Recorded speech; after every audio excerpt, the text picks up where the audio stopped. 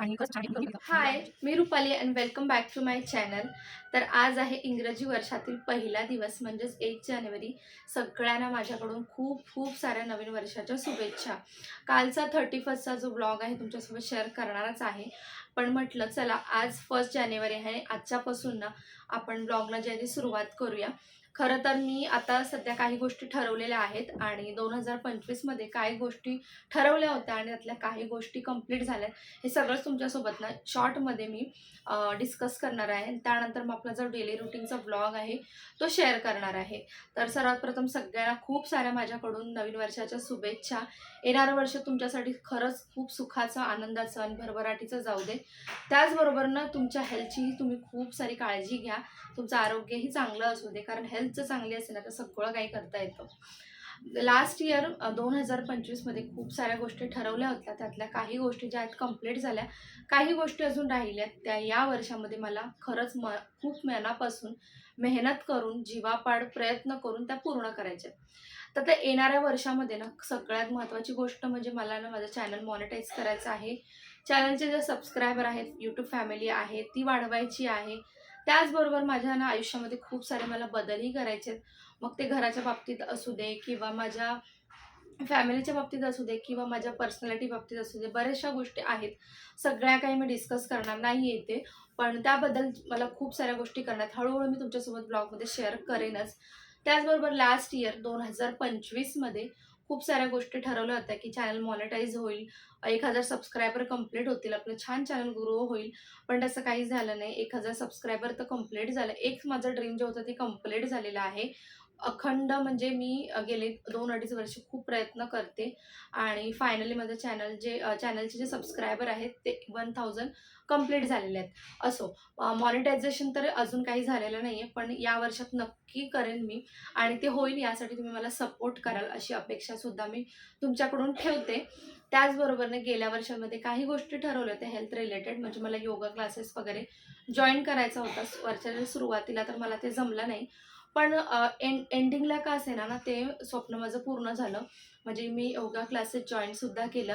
त्याबाबतीत मला पॉझिटिव्ह स्वतःबद्दलचे बदल आहेत ते सुद्धा पाहायला मिळाले मला आणि हे मी कंटिन्यूसुद्धा करणार आहे. तुम्हालाही मी नेहमी सांगत राहिलेली आहे ब्लॉगमध्ये आणि आत्ताही सांगेन की हेल्थकडे लक्ष द्या. हेल्थ जर आपलं चांगलं असेल ना तर आयुष्यात बऱ्याचशा गोष्टी आपल्याला करता येतात. आणि अजून सांगायचं झालं ना तर अजून मला थोडेफार माझे सेव्हिंगचे प्लॅन होते, पण ते काही सक्सेसफुल इतके झाले नाहीत. ते सुद्धा मला या वर्षामध्ये कंप्लीट करायचे आहेत. काही गोष्टी मला घ्यायच्या आहेत, माझ्या विश लिस्टमध्ये आहेत, तर त्यासुद्धा मला 2026मध्ये कंप्लीट करायच्या आहेत आणि यासाठी मला खरंच तुम्ही सपोर्ट कराल, ही अपेक्षा करते. बरं, 2025मध्ये जे आपलं 1000 सबस्क्रायबरचा टप्पा जो आहे तो कंप्लीट झाला. असे खूप सारे असे खूप सारे सबस्क्रायबर आहेत, जे मला सुरुवातीपासून जोडले गेलेले आहेत. सुरुवातीपासून माझ्या व्हिडिओजवरती छान छान कमेंट केलेल्या आहेत, लाईक केलेल्या आहेत. हे सगळं झालं गेल्या वर्षामध्ये काय घडलं किंवा या वर्षामध्ये काय करायचंय. पण गेल्या वर्षामध्ये ना काही चांगल्या गोष्टी घडल्या, त्यासाठी मी खरंच खरंच देवाचे आभार मानते, तुमचे आभार मानते, माझ्या आयुष्यात असणाऱ्या प्रत्येक व्यक्तीचे आभार मानते, ज्याने मला खूप सारा सपोर्ट केला पुढे जाण्यासाठी. माझ्यामध्ये तुम्ही गेल्या काही दिवसात चेंजेसही बघितलं असेल. हळूहळू जे आहे ना मी माझं जे आधीचं लाईफ होतं ते मी जगायला सुरुवात केलेली आहे. तुम्ही माझ्यामध्ये ते चेंजेस पाहिलेत असेल. तर खरंच मी थँक्स बोलते सगळ्यांनाच त्या बाबतीत, कारण कृतज्ञता दाखवणं सुद्धा खूप गरजेचं आहे. असं नाही की जे नाही मिळालं त्याच्यासाठी रडत राहणं, तर जे मिळालंय त्याच्यासाठी थँक यू बोलणं. त्याचबरोबरनं या युनिव्हर्सला सुद्धा मी थँक यू बोलते.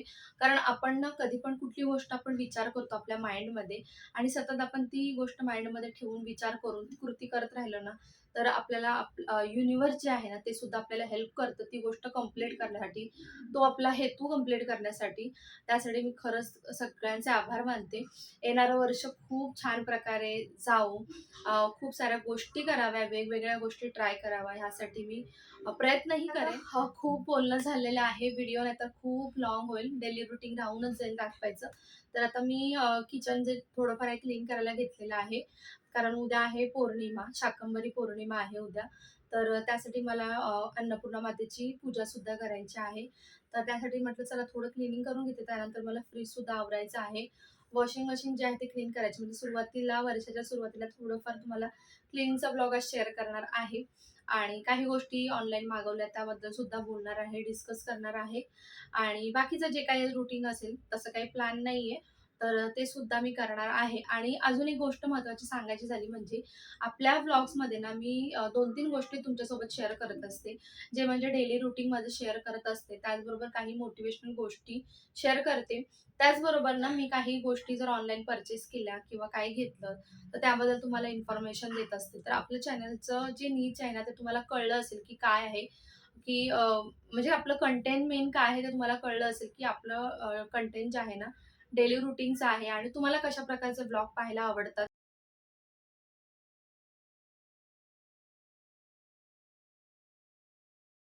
किचन जे आहे ते क्लीन करायला मी घेतलेलं आहे आणि मला असं वाटतं, की जसं आपण घराची क्लीनिंग करतो किंवा एखाद्या जागेची क्लीनिंग करतो, तसं आपल्याला ना मनाची क्लीनिंग करणंही खूप गरजेचं असतं. म्हणजे लास्ट इयरमध्ये आपण काही गोष्टी ठरवल्या होत्या किंवा काही संकल्प केला होता आणि तो खरंच काही गोष्टींमुळे ना पूर्ण झाला नाही, अपुरा राहिला, तर त्याची खंत न ठेवता ती गोष्ट क्लीन करून पुन्हा नवीन वर्षामध्ये पुन्हा सुरुवात करा. पुन्हा कष्ट करा. नक्कीच एक दिवस तुम्हाला सफलता नक्कीच मिळेल. अशी मी खरंच तुम्हाला मनापासून खात्री देते, की प्रयत्न केला ना, तर कुठलाही प्रयत्न कधीही वाया जात नाही.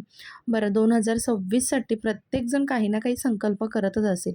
तर सगळ्यात 2 महत्त्वाचे संकल्पना प्रत्येकानेच केले पाहिजेत. ते म्हणजे एक तर आपलं आरोग्य सुधारणं आणि दुसरी गोष्ट म्हणजे सेव्हिंग करणं. कारण सगळ्यांनाच माहिती आहे कोरोनाच्या पिरियडमध्ये सेव्हिंगचं किती महत्त्व आहे हे सगळ्यांनाच कळलं असेल. आणि खरं सांगायचं झालं ना, तर 2020मध्येच ना मलाही सेव्हिंगचं किती महत्त्व आहे जेव्हा कोरोना काळ आला त्याच वेळेला मलासुद्धा जास्त कळलं आणि तेव्हापासूनच ना मी थोडाफार माझ्यामध्ये बदल करण्याचा प्रयत्न केला. दरवर्षी काही ना काही बदल करत असते मी स्वतःमध्ये. तर इथे माझं थोडं क्लिनिंगचं काम झालं होतं आणि मग मी बसली डायरी घेऊन. खूप साऱ्या गोष्टी मला लिहायच्या होत्या आणि नवीन वर्षामध्ये ना मी प्रत्येक खर्चाची नोंद अगदी काटेकोरपणे ठेवणार आहे आणि हा मी स्वतःला चॅलेंजच दिलेला आहे.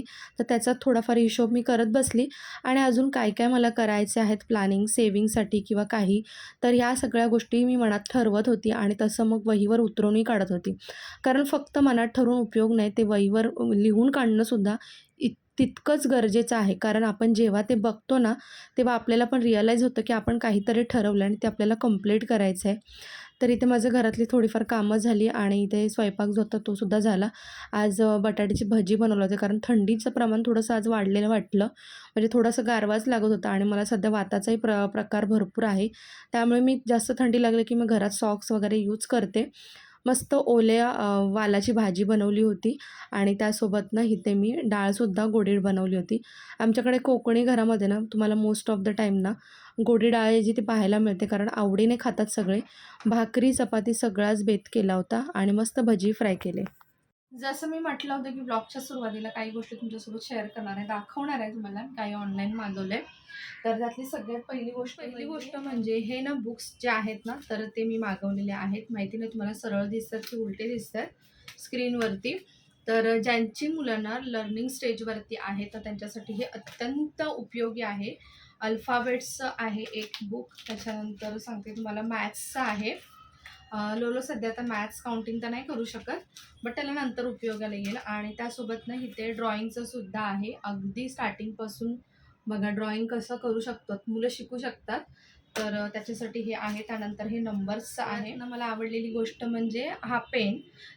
हा पेन ह्याच्यासोबत आलेला आहे. ह्याच्यासोबत खूप साऱ्या रिफिल्ससुद्धा आलेल्या आहेत आणि या पेनाने आपण या बुकवरती जर काही लिहिलं तर ते रबसुद्धा केलं जातं. तुम्हाला मी दाखवते बघा.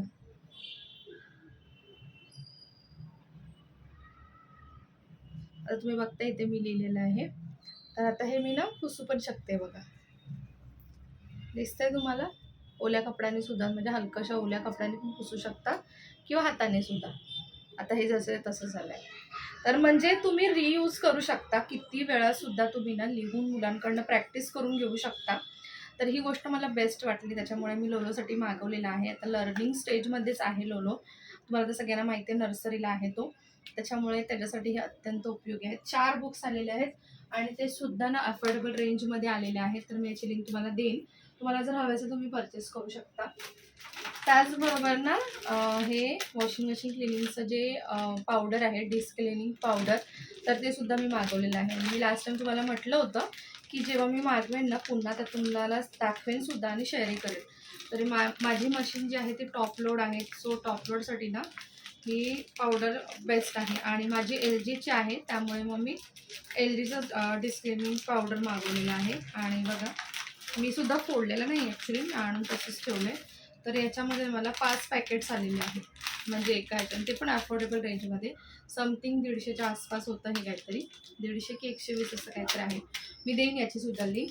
तर तुम्हाला तर सगळ्यांनाच माहिती आहे की महिन्यातून एकदा तरी ड्रम क्लीन केला पाहिजे वॉशिंग मशीनचा.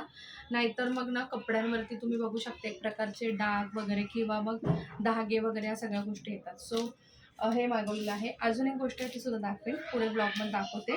त्यानंतर अजून एक गोष्ट मागवली ते म्हणजे हे हेअर कर्लर, आणि खरंच खूप छान आहे. मी करूनही बघितलं, म्हणजे जेव्हा आलं ना ज्या दिवशी, तर तेव्हा मी तुमच्यासोबत शेअरही केलं पार्सल खोलताना, आणि त्यानंतर मग मी ते करूनसुद्धा पाहिलं. तर खरंच पटकन अगदी ना हेअर जे आहे ते कर्ल होतात आणि खरंच खूप छान आहे. आणि मला अफोर्डेबल रेंजमध्ये मिळालं, म्हणजे मी हे डिस्काउंटमध्ये जेव्हा सेल चालू होतं ना डिसेंबरमध्ये, तेव्हा मी हे ऑर्डर केलं होतं. एक 5-6 दिवसांनी मला हे रिसीव्ह झालं आणि खरंच खूप छान आहे. कुठेही ट्रॅव्हलसुद्धा करताना आपण घेऊन जाऊ शकतो. आणि माझी खूप दिवसापासूनची इच्छा होती की कर्लर आणि स्ट्रेटनर्स एकत्र घ्यावं. पण ना मला असं वाटतं की कर्लर जे आहे ना ते आपण वेगळंच घ्यावं, सेपरेट घ्यावं, आणि स्ट्रेटनर जे आहे ते सेपरेट घ्यावं. आणि मला अगदी अफोर्डेबल रेंजमध्ये हे दिसलं, त्यामुळे मी पटकन याला ऑर्डर करायची असेल कुठे बाहेर जाताना किंवा खास ओकेजनसाठी, तर मी झटपट असं घरच्या घरी करू शकते.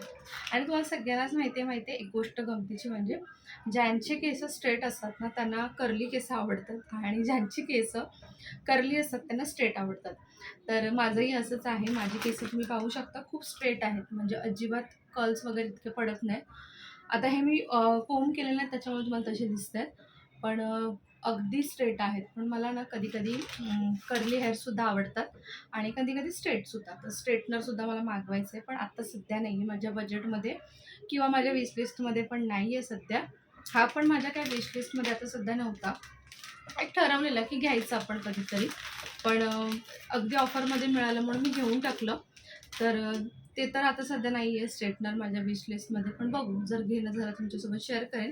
याची मी लिंक देईन. खरंच छान आहे, रिव्ह्यूसुद्धा खूप छान आहे. तुम्हाला जर हवं असेल, तुम्ही सर्च करत असाल एक छान एक छान कर्लर, तर नक्की परचेस करू शकता. सो चला आता जेवण वगैरे घेते मी